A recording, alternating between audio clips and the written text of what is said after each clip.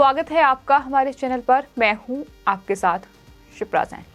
चीन के मुद्दे पर मोदी सरकार को घेरने की बार बार कोशिश जो विपक्षी पार्टियों की ओर से की जाती है, उसको लेकर अब विदेश मंत्री एस जयशंकर ने कांग्रेस पार्टी पर निशाना साधा है और साथ ही साथ विपक्षी पार्टियों को करारा जवाब दिया है। विदेश मंत्री एस जयशंकर ने भारत की जमीन पर चीन के कब्जे से जुड़े सवाल का जवाब देते हुए ये कहा कि ये कब्जा हाल फिलहाल में नहीं हुआ है, बल्कि साल 1962 में हुआ था और विपक्षी पार्टियां इसको लेकर लगातार झूठ फैला रही हैं। एस जयशंकर ने बगैर नाम लिए कांग्रेस पार्टी के नेता राहुल गांधी पर भी निशाना साधा। ये जमीन जो है 1962 में चाइना ने कब्जा किया था, वो अभी कभी आपको बताते नहीं। वो ऐसे आपको इंप्रेशन देंगे जैसे ये कल परसों हुआ। कभी कभी लोग कहते हैं कि अरे आपको आपकी सोच में कमी। मेरे सोच में कभी कमी हो सकती है, पर अगर मेरे सोच में कमी है तो मुझे पता कि कहाँ जाना है। मैं अपने मिलिट्री लीडरशिप, फौज या इंटेलिजेंस से बात करूँ। मैं चीनी एम्बेसडर को बुला के मैं अपनी खबर के लिए मैं नहीं पूछता। तो मैं मानता हूँ कि आप कहते हैं इसका कमी है आत्मविश्वास की कमी। हो सकता है कमी कुछ और भी।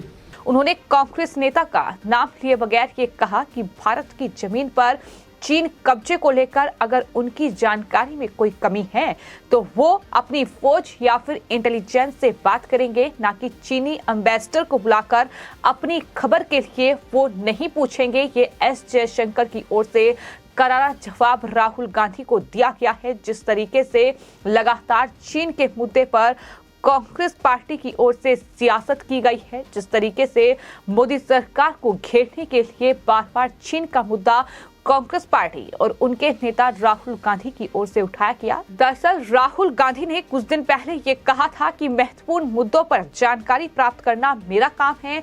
मैंने चीनी राजदूत, पूर्व एनएसए, एनई के कांग्रेस नेताओं और भूटानी राजदूत से मैं मिला था। ये राहुल गांधी की ओर से कहा गया, जिसके बाद अब विदेश मंत्री एस जयशंकर ने राहुल गांधी पर बड़ा हमला बोलते हुए एक तरीके से जवाब जो है वो कांग्रेस पार्टी को दिया है। विदेश मंत्री ने पुणे में अपनी किताब द इंडिया वे के मराठी अनुवाद भारत मार्ग के विमोचन के मौके पर ये तमाम बातें कही। उन्होंने कहा, मैंने चीन पे खास करके ध्यान दिया क्योंकि चीन जो है एक असाधारण पड़ोसी है। हमारे बहुत पड़ोसी हैं, पर चीन एक ही पड़ोसी है जो ग्लोबल पावर हो सकता है कि सालों में सुपर पावर भी बन जाए, और ग्लोबल पावर के साथ बिल्कुल बगल में रहना इसकी अपनी चुनौती होती। तो इसका सुझाव जो है सरल नहीं है। हमें इसके राजनीतिक सुझाव है, आर्थिक सुझाव है, हमें बॉर्डर को कैसे डेवलप करना, इसके टेक्नोलॉजी सुझाव भी। तो चीन को कैसे मैनेज करें, इसका एक लेख कि दरअसल हनुमान जी और भगवान श्री कृष्ण सबसे बड़े डिप्लोमेट हैं, ये उनकी तरफ से कहा गया है। हनुमान जी मल्टीपर्पज डिप्लोमेट थे, ये भी बड़ी बात एस जयशंकर की ओर से कही गई है। जिस तरह से लगातार चीन के मुद्दे को लेकर विपक्षी पार्टियां मोदी सरकार को घेरने की कोशिश करती हैं, जिस तरह से कांग्रेस पार्टी के नेता बार बार ये सरकार पर आरोप लगाते हैं कि चीन लगातार भारतीय सीमा में दाखिल हो रहा है, चीन लगातार भारत की जमीन पर कब्जा कर रहा है। इतना ही नहीं, हाल ही में भारत और चीन की जो सैनिकों में भिड़ंत हुई थी, जिस तरीके से भारतीय सैनिकों ने चीनी सैनिकों को जवाब देते हुए बॉर्डर से खदेड़ दिया था, उसके बावजूद भी किस तरीके से राहुल गांधी ने भारतीय सेना के शौर्य पर सवाल खड़ा करते हुए ये कहा कि भारतीय सैनिक जो हैं वो चीनी सैनिकों से पिट रहे हैं। इस तरीके के शब्दों का इस्तेमाल कांग्रेस पार्टी के लीडर्स की ओर से ही किया गया। खासतौर पर राहुल गांधी ने इस तरह की बयानबाजी की। ये वही कांग्रेस पार्टी है जो कि ये कहती है कि दरअसल भारत की मोदी सरकार की चीन के साथ क्या साठगांठ है कि चीन को जवाब नहीं दिया जाता है, लेकिन बार बार कांग्रेस पार्टी से ये पूछा जाता है कि आखिर 2008 में कांग्रेस पार्टी का चीन के साथ कौन सा समझौता हुआ था, आखिर क्या कुछ समझौता हुआ था, क्यों वो हस्ताक्षर किए गए थे, ये तमाम सवाल कांग्रेस पार्टी से ही बार बार पूछे जाते हैं। डोकलाम विवाद के दौरान आखिर चीनी राजदूत से राहुल गांधी क्यों मिले थे, ये सवाल भी राहुल गांधी और कांग्रेस पार्टी से बार बार पूछे जाते हैं, लेकिन इसका जवाब कांग्रेस पार्टी के पास नहीं है। और कांग्रेस पार्टी के ऊपर जो चीन को लेकर खासतौर पर तमाम बड़े आरोप लगे हैं, सोनिया गांधी, राहुल गांधी, मनमोहन सिंह की सरकार में जो आरोप उन पर लगे हैं, उसका जवाब देने के बजाय अब कहीं न कहीं चीन के मुद्दे पर सरकार को घेरने की कोशिश बार बार विपक्षी दलों की ओर से की जाती है। इतना ही नहीं, आपको ये बता दें कि कांग्रेस पार्टी के प्रवक्ता पवन खेड़ा की ओर से यहां तक कहा गया था कि हम संसद में चीन द्वारा किए गए अवैध कब्जों पर चर्चा करना चाहते हैं। जब विपक्ष और सरकार मिलकर चीन को आंख दिखाएंगे तो सरकार को मजबूती मिलेगी और चीन दबाव में आएगा। आखिर मोदी जी चीन को इस दबाव से क्यों बचाना चाहते हैं, डरते हैं या चीन से मोहब्बत करते हैं? इस तरीके के सवाल जो हैं वो कांग्रेस पार्टी की ओर से पूछे गए थे, लेकिन लोग भी अब कांग्रेस पार्टी को जवाब दे रहे हैं और वो पूछ रहे हैं कि आखिर कांग्रेस पार्टी के चीन से कौन से गुप्त समझौते हुए थे और क्या क्या शर्तें जो हैं वो रखी गई थी। इसका जवाब कांग्रेस पार्टी दे। और जब हाल ही में सदन में चीन के मुद्दे को लेकर विपक्ष ने हंगामा बरपाया, खासतौर पर कांग्रेस पार्टी के नेताओं की ओर से जो हंगामा देखने को मिला, उस दौरान केंद्रीय गृह मंत्री अमित शाह ने कांग्रेस पार्टी की पोल खोलते हुए ये कहा कि चीन के साथ कांग्रेस के घनिष्ठ संबंध हैं और संबंध इतने गहरे हैं कि राजीव गांधी फाउंडेशन को चीन से दरअसल फंड मिला है। ये बड़ी बात उनकी तरफ से की गई थी, जिसको लेकर काफी हंगामा देखने को मिला। लेकिन अब विदेश मंत्री एस जयशंकर ने चीन के मुद्दे पर